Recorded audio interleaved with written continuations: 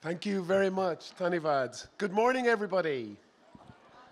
Ladies and gentlemen, writers, thinkers, friends of the festival, it's a great honor for me to be here today at the Jaipur Festival to join you as we celebrate literature, creativity, and culture. I really want to thank the Teamworks team for welcoming Ireland in such a big way this year with 6 authors, and we have been all over the place, so thank you so much. It's a very special year for us because after more than a decade, Ireland, of us joining this festival and supporting it, Jaipur Literature Festival is coming to Ireland. On Friday, we made a special announcement, and JLF will travel north and south for an all-island edition, a 10-day festival starting in Belfast, moving to the border counties and down to Dublin. It'll feature writers from Ireland, India, and beyond. As you all know, ladies and gentlemen, Ireland and India are homes to strong and vibrant cultural and art scenes. Whether it's Yeats or Tagore, Bollywood or the Golden Globes, our writers and our artists enjoy a global audience.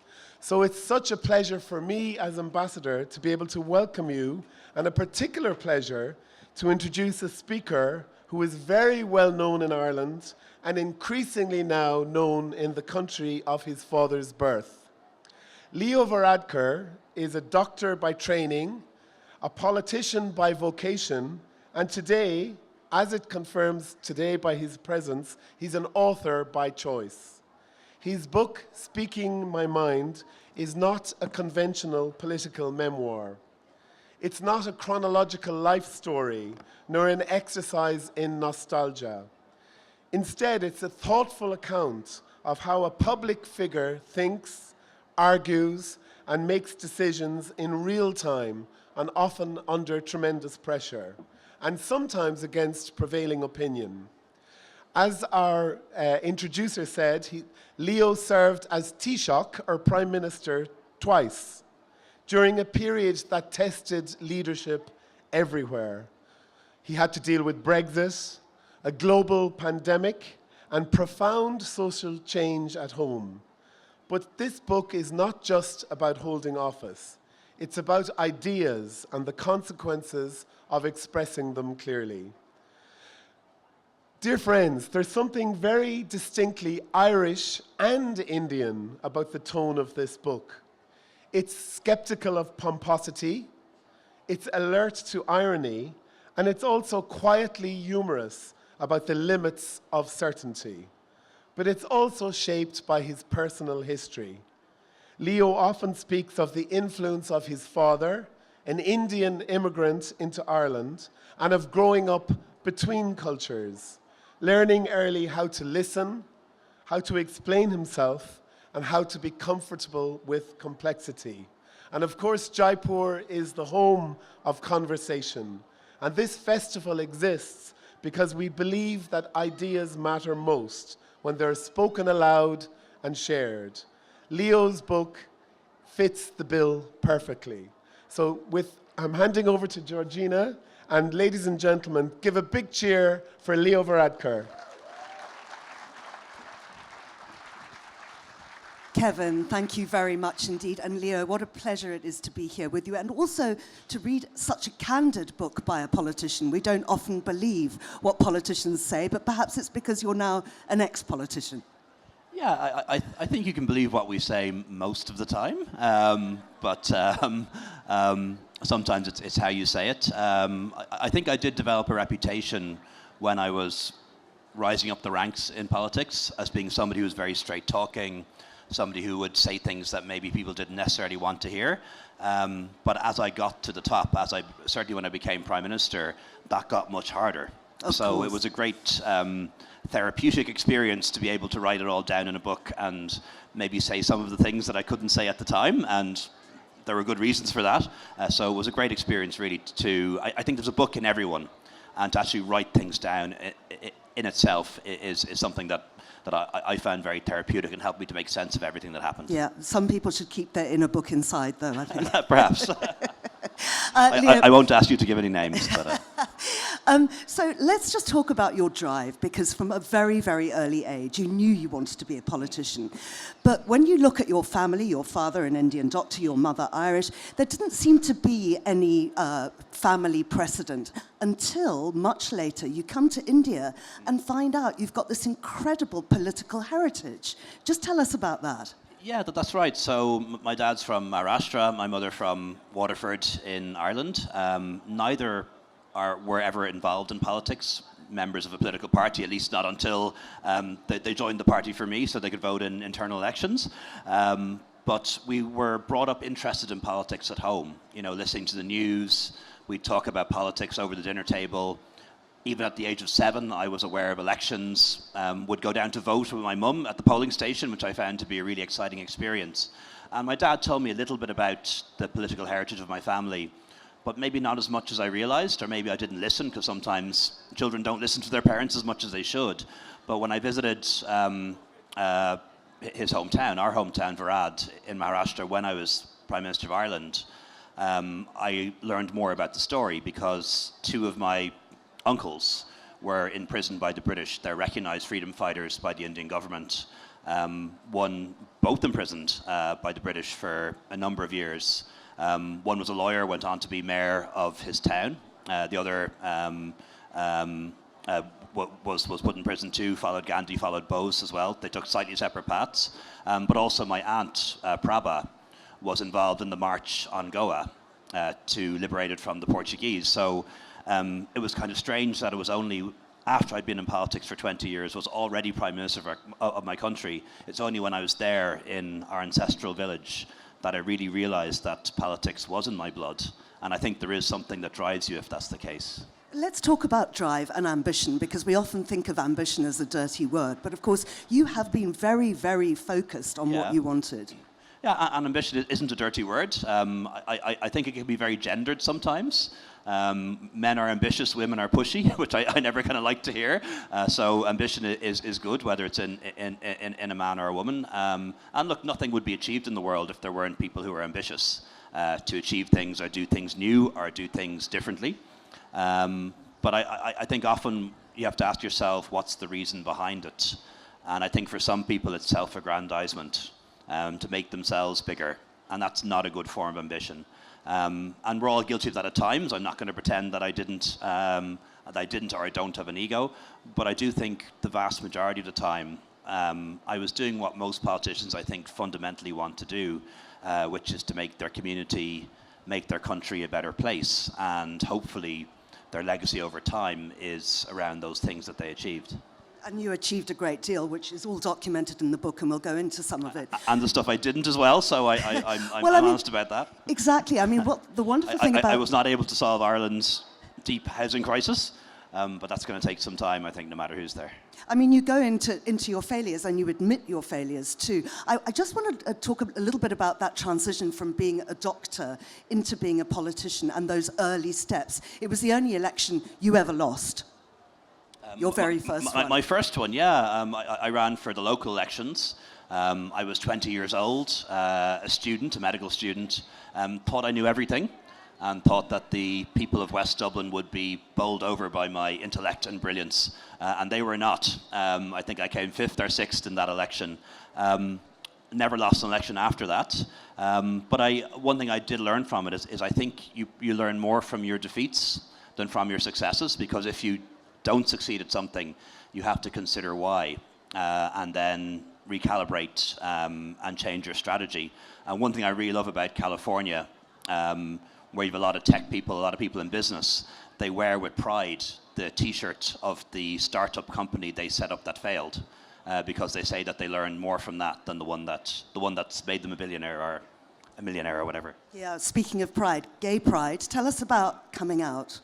Yeah, so I was already a member of the government by the time I decided to come out publicly as a gay man. I think before you do so, you have to be ready in your own mind. You have all these worries about how people are going to react, how they might treat you differently, and most of those things are in your head. And also Ireland had become a much more liberal society. It's hard to believe this, but in the country that I was born in 1979, you couldn't get divorced. Abortion was illegal.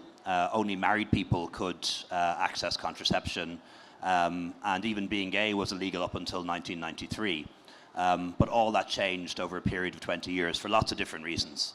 And the country had moved on at that stage. But there was a referendum coming up as to whether we would allow same-sex couples to get married, marriage equality. And the government I was a member of was proposing a yes vote. And I thought it would be dishonest of me to campaign for a yes vote in that election, in that vote, and sort of pretend that it wasn't something that was personally relevant and personally important. And I think that was the trigger. So it was kind of embarrassing having to do it on national radio. I didn't have to, but I chose to. But I don't regret it for a second, and I'm only sorry I didn't do it sooner. And what about the press reaction? Because and you say a lot about this, the press has been very, very intrusive. Yeah, look. The press in Ireland, they're not the worst. I've had some experience of dealing with the UK media and the American media. Thankfully in Ireland, there is a degree of respect for your private home and your family, just like is the case here in India. So journalists won't turn up at your front door, which I see happening all the time in the UK, and I think that's terrible. Like, that would go down really badly in Ireland if journalists turned up at your front door or started reporting about people's children. So there is a respect for privacy, which is a good thing.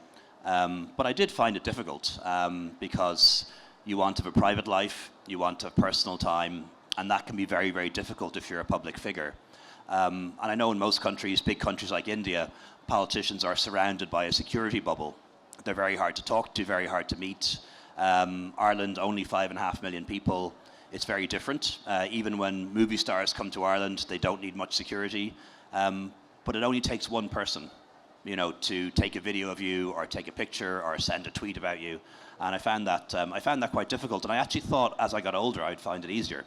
But as you get older, you realize there's only so much of life left. And actually it became a bigger issue for me, strangely, which I didn't think would be the case. Tell us about that one specific incident. You were in a nightclub. Yeah, well, I'm not sure I want to shock everyone with too much detail on that, but yeah, it was somebody obviously took a video of me in the nightclub. It's all in the book and posted on the internet, and that was, was kind of, I think the media didn't want to talk about too much, but it kind of created a violation of privacy, but a sort of degree of embarrassment. My colleague in Finland, Sanna Marin, had a similar episode. But I do think in Ireland I was probably fortunate that most people respected that's part of your private life, which probably wouldn't have been the case as much maybe in the UK, maybe in the US. You were talking about the housing crisis as something that you really regret not having solved. What other regrets do you have? I think the biggest one is that we didn't really anticipate in Ireland that our economy would bounce back as quickly as it did. So I got into government in 2011. It was right after the global financial crisis. Lehman Brothers collapsed. Pretty much all the banks in Ireland collapsed. The IMF was lending us money, helping to run our affairs. And within 3 years, we were able to turn the economy around, get back to close to full employment, get close to a budget surplus. And then Brexit came, which was a big threat to our economy because we're so interlinked with the UK when Britain decided to leave the European Union. And then we had the pandemic. So we had 3 major economic shocks just in the 12 or 13 years that I was in government. And on each occasion, we bounced back much quicker than we thought we would. So we've budget surpluses now, full employment, a very rapidly rising population. And we didn't invest as quickly as in infrastructure as we might have. So there are deficits in housing and energy and water. We're unusual in Europe that we're a rapidly growing population, and we haven't been able to invest fast enough. And I think if we knew, hindsight's 2020, and I think if we knew that that the economy was going to bounce back so quickly, we would have invested quicker. But that's easy to say with the knowledge of hindsight. Had it gone the other way, we'd have been running up massive debts, and that would have been the problem instead. Now, Leo, I need you to give us the goss, frankly. Brexit, what went on behind the scenes and your dealings with 3 different British prime ministers? Yeah, so I dealt with three British counterparts. They changed their prime ministers very quickly for a period of time. First with Prime Minister Theresa May, then with Prime Minister Boris Johnson, and then with Rishi Sunak. I wasn't around long enough for Liz Truss, but she was. I missed her, but she was only there for 45 days, I think. But one thing it did teach me was the importance of personality in politics. And they were all from the same party, the Conservative Party. They were all trying to deliver Brexit and make it a reality, but they were all totally different people to deal with. Theresa May, very technocratic, very upfront, stuck to her briefs, stuck to her lines, would have read everything. Boris, a much more cavalier sort of figure. We had each other's numbers, we'd be able to message each other. Rishi Sunak, very much somebody who wanted to do business but not make much of a fuss. And the main agreement we were able to make was with Boris Johnson. It was pretty much negotiated one-to-one between the two of us, although our officials joined us after we'd signed off on the headline details. And in some ways it was a circumstance of the time. He was heading into an election and decided that he needed a deal. I was probably heading into election too, decided that we needed a deal. He was willing to move his red lines in a way that Prime Minister May wasn't. He signed up to an agreement that she said no British Prime Minister ever would. So he was very flexible. He subsequently tried to back out of the agreement. It's easy to be flexible when you're not entirely reliable, I suppose. But we were able to make that agreement, and the result of that now is that even though the United Kingdom has left the European Union, Northern Ireland has a form of special status where people in Northern Ireland can be British citizens, Irish citizens, and both. There's no hard border between the two parts of the island, which was really important to us because there had been violence, there had been conflict, that had all ended. And just kind of glad we got that over the line. And in fairness to Boris, because he's quite ruthless too, and more ruthless than Theresa May was, he was able to force the deal through Parliament and through his party, because he was willing to sack his opponents, which was something she wasn't willing to do. But the lesson for me was that even though people come from the same party, are trying to bring about the same policies, the personality of the person in charge and their approach is really important. And I think that's pretty obvious now when we see President Trump and the extent to which his personality is now driving policy there and also around the world. And you and Boris both had unconventional home lives. That's something you actually discussed. Yeah, we did. I was the first, I think it was the first Taoiseach, first Prime Minister of Ireland not to be married, but I was certainly the first to have a same-sex partner for 10 years, Dr. Matthew Barrett. Boris was the first person to move in to number 10 with his girlfriend, Carrie, having been divorced and had previous wives. So he told me the very funny story as to how he had to... I said to him, was this a problem? Was this an issue? How did you deal with it? What did you tell the media? And he said, that was fine. The hard part was telling Her Majesty. But Her Maj didn't batter an eyelid. And I imagine given her own experience with the marriages of her own children, she was probably very sympathetic. So, of course, Boris's government and yours suffered hugely from internal leaks. And this was something that really caused you so many headaches, including this whole legal thing hanging over your head. Yes, leaks happen in politics, and very often they're authorized, by the way. Sometimes when journalists get a story or a scoop, it's because a deliberate decision was made to give them that information. But the nature of politics and journalism is people talk a lot. I do some private sector work now, and confidentiality is utmost. People really respect confidentiality agreements, and certainly in medicine you would never disclose any information about any of your patients. It was a sacking offence right away. But the atmosphere in politics is very different. Information is currency, and people are trading information all the time. So I had a situation where I was investigated over a leak. There was a police investigation, an ethics investigation. In the end of it all, I was cleared of everything, and there were no findings against me. either by the police or by the ethics body. But it was a difficult time because it involved somebody betraying your confidence, but also it also was a mistake on my part. I disclosed information to somebody in a way I shouldn't have, but it wasn't done for any gain. I was trying to get a public policy objective over the line, and thankfully we did, which was improved GP care for people in Ireland. But you know, the price you pay sometimes for cutting corners to do the right thing can be a high one. Tell us about leading the country during COVID, and particularly being a doctor, and if you think you ultimately did do the right thing. Yeah, I think we did. I think with COVID, it was a new experience for everyone. We hadn't dealt with a pandemic like that for generations. So there was no instruction manual. There was no widely received evidence-based policy as to exactly what the right thing was to do. And we were pretty quick in Ireland in shutting down the country and bringing in a lot of restrictions. We also had a really successful vaccine program, which was rolled out very quickly. So the number of excess deaths in Ireland was very low. I think about 1,500 people died of COVID, which is a lot of people, but a very small number in the greater scheme of things. And also because we'd built up money in the bank, we were able to support the economy and save businesses and save people's livelihoods. But I remember at the start of it, the person who was head of our health service said that we'll get about 70% of things right. And I think that was about correct. There are some things that I think we got wrong. I think schools were closed for too long, for example, especially special schools. But you have to deal with the information that you had at the time. And certainly that was one of those times where I found my training as a doctor to be very valuable.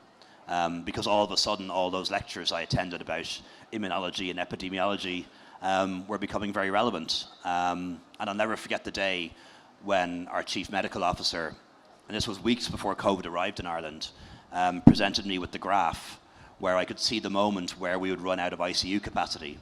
And that was something that really scared me, because I knew as a doctor what that meant. Because what you do as a doctor is you give the ICU bed to the person who is the sickest.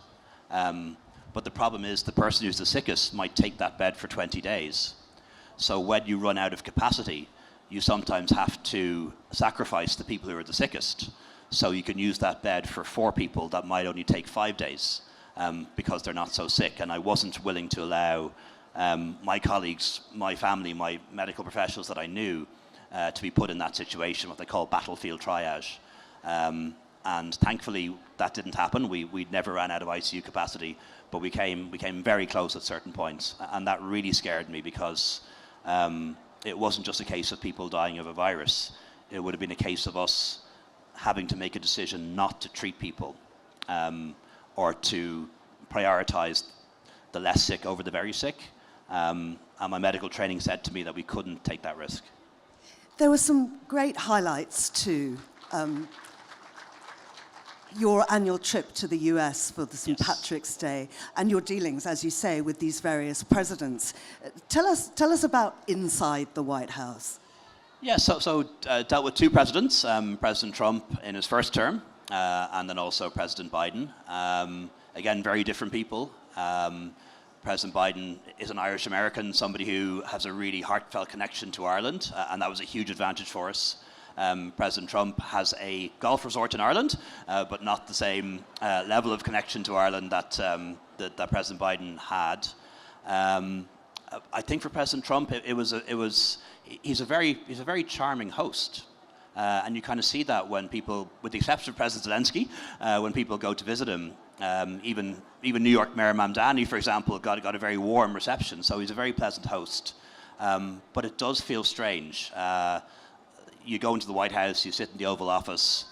For him, it's a little bit like being on a talk show. You're his guest on The Apprentice or whatever, and it also feels a little bit like a medieval court. That he's the king, and you've got the courtiers, you've got all of the people around him.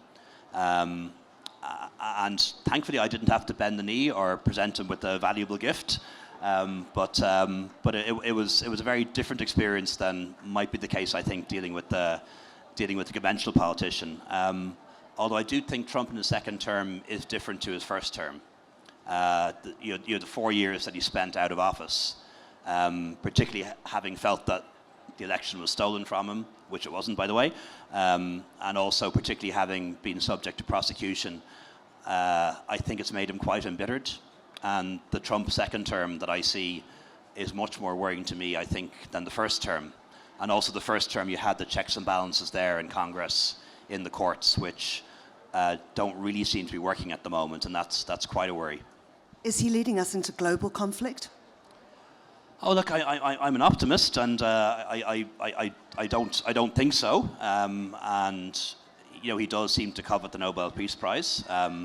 I'm not sure he's going to count Machado giving him her medal as enough, and that is in part behind peace efforts in Ukraine, in Gaza, and other places. But one thing that really strikes me, though, is there is a big country, almost imperialist view behind it all. He wants peace in Ukraine, but doesn't really care what the people of Ukraine think. It's to be sorted out between Russia and America, and maybe the Europeans might have a role. When it comes to Gaza, again, it's not about what the people in Gaza want for their future. When it comes to Greenland, the 50,000 people in Greenland who have been there for centuries, again, their home isn't their home. They don't really count. This is a real estate deal. And that, I think, is particularly worrying, because nobody's country, nobody's home should be treated as real estate. And I do think it will be a challenge for Europe if he seriously tries to pursue American ownership of Greenland.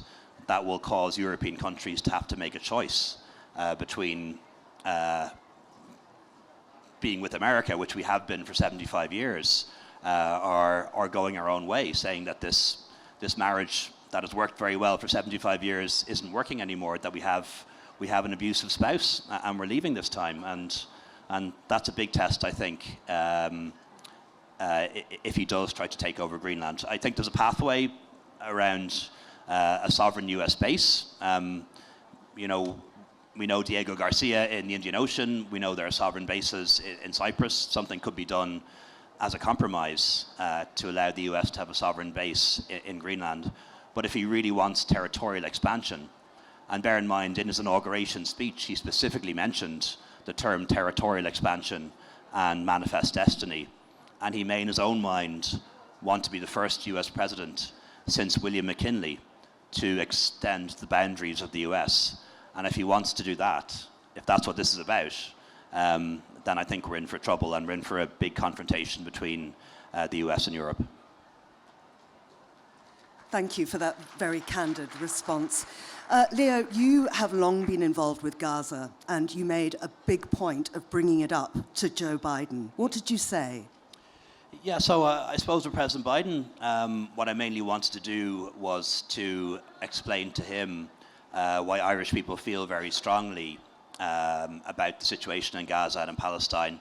I know in India it's different. There's a lot of support for Israel, support for Palestine too, but perhaps less so. In Ireland, people really see a connection between the experience of Palestinian people and the experience of Irish people. So when the English came to Ireland and invaded Ireland, they said they were promised this by God. They had a letter from the Pope to say that the King of England was also the Lord of Ireland. So again, this idea that God had promised them our country. They then tried to deny the idea that Irish people had their own national identity, that we were just a subgroup of British people, like the Scottish or the Welsh. They then introduced penal laws, apartheid laws, that treated Irish Catholics differently from Irish Protestants. And then there were the plantations, where settlers were brought in to take land. So I don't need to go into any more detail than that, but I think it's fair to say that Irish people really feel an affinity with the Palestinian experience, and believe that they should have equal rights, and that their right to a homeland is equal to the right of the Israelis to have their state, and that they should have equal rights. And that's why there's very strong support in Ireland for Palestinian statehood. But in America, that's not well understood, because America is so close to Israel. So I had to kind of mediate that and try to explain to Americans why we feel the way we do, and did that in a very public way in the White House. And in fairness to President Biden, that was well received. I don't think he was happy at all either with what was happening in Israel, but didn't feel he had the power to put pressure on Israel to stop it, which I think was unfortunate, but also says something too. Why did you step away? Yeah, a couple of reasons. First of all, it wasn't a short innings. I did start very early, so I was more than 23 years an elected official, and had the privilege to spend 13 years at the cabinet, and then 7 as leader of my party, as Prime Minister and Deputy Prime Minister. And I know other people who've served in politics who are just as capable and more capable than me, but things didn't fall the right way for them, and they didn't get the chance to serve in office as long as I did. But there were 2 things really. I think the first thing was I wasn't really loving it anymore. It's an all-consuming job. It's 24/7, or at least when you're awake. Your work is there when you're on holidays. Your work is there when you wake up in the morning. There's always a million phone calls to return. And I think you have to really love it to stay in it, unless you become institutionalized, which thankfully never happened. But also, I think after 7 years leading my party, I felt that my political capital was starting to diminish. And I was finding it harder to get things done. And my predecessor, Enda Kenny, said to me once that every politician starts with a bank of political capital, and try and make the big decisions as much as you can at the start, because over time that gets diminished. You make enemies, you make unpopular decisions, people get frustrated that you haven't been able to solve problems quickly enough, and you can replenish that capital, but it's quite hard to do it. So I felt that was diminishing. I felt I was probably beyond the point where I could achieve much more, and that maybe the project that I was involved in would be better followed or better taken over by somebody else, my successor, and that is what happened. But there was a seminal conversation I had with Jacinda Ardern. You'd know her as the former Prime Minister of New Zealand. We got to know each other quite well, somebody I really admire and respect. And she said to me when we met that if you're the Prime Minister of a country, there's really only 3 ways it ends. You die, you lose, or you resign. And if you don't want to die in office, if you don't want to lose, and all politicians will lose elections eventually if they're free and fair, then it is an issue of resigning. And then it's whether it's your choice or forced on you. And that kind of crystallized it in my mind. This was going to be a decision of my making. It did surprise a lot of people. And I think for a year afterwards, there were people still wondering when this scandal was going to break and what the real reason was. But that was the real reason. And I'm glad I was able to take control of that. Because I see a lot of people in politics who maybe lose an election or they're forced to resign and they never really properly get over it. They keep trying to come back, or they become quite embittered. And thankfully I was able to avoid that and control my own exit, which doesn't happen very often in politics. Just before we take some questions from the audience, you're back in India now. How do you see India and its place in the world? Yeah, well, it's great to get to come to India so much more frequently now. I'm probably here at least once a year. And you know, I've seen the country develop so much in the past 20 or 30 years.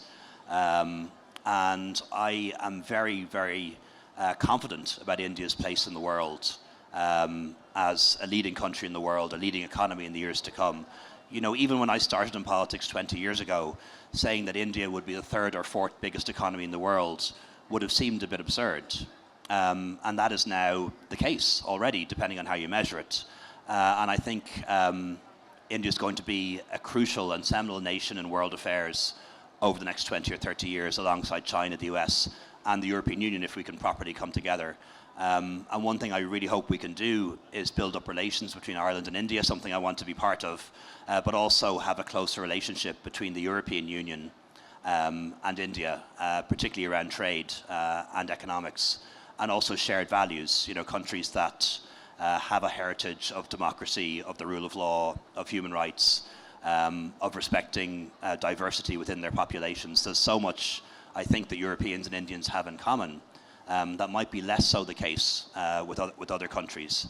And I really hope we can build those relationships in the years ahead, and I hope to have some small role in that. Thank you. Right, questions from the audience. Do you want to just give us a wave if you have a question? We have one just here. The microphone's just coming to you, sir. And just keep it short, please. So what's your view on the UN? Has it lost its relevance? It needs a revamp, or we're going to continue with this kind of UN for long?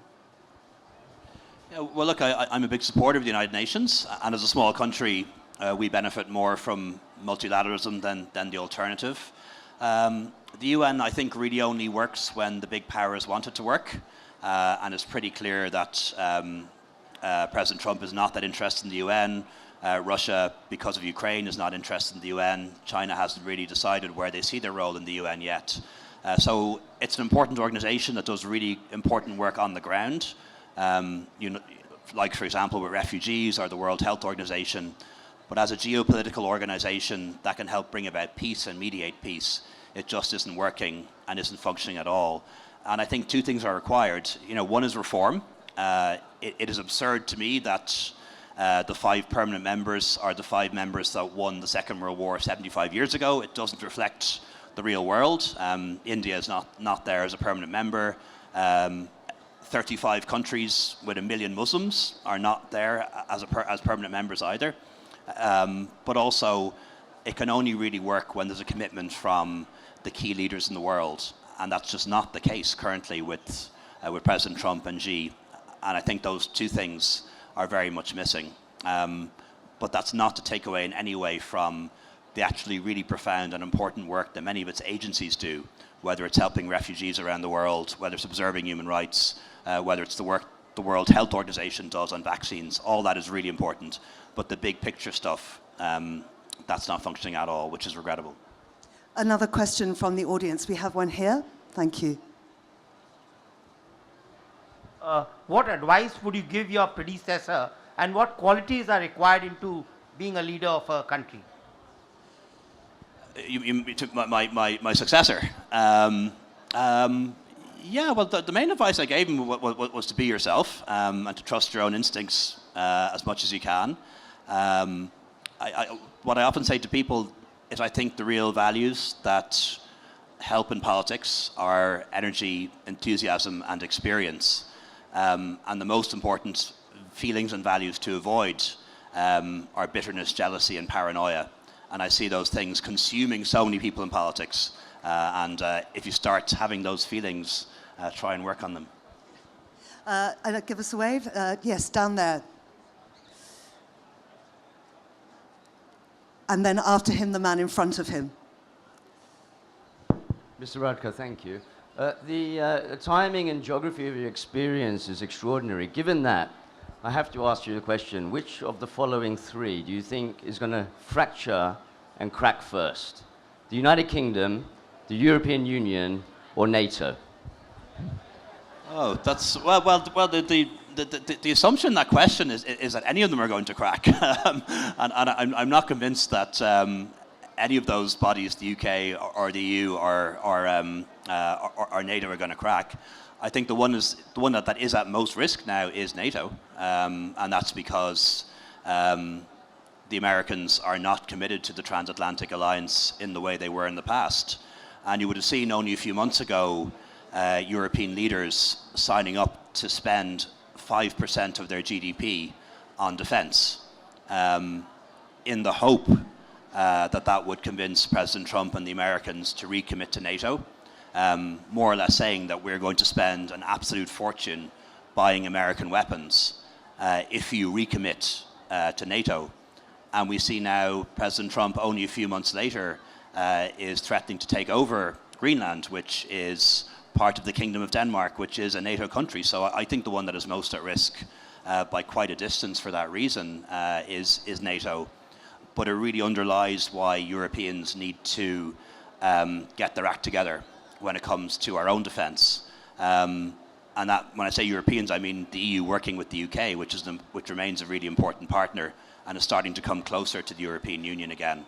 And a lot of people wouldn't know this, but the European countries together spend more on defence than Russia and China. But it's so disparate and so disorganised that I wouldn't fancy a conflict with either Russia or China ever. Wouldn't want it anyway, but wouldn't be convinced as to what the outcome would be. And if you take the armies of the European Union combined with Ukraine, it's 4 to 6 million people. way bigger than the US.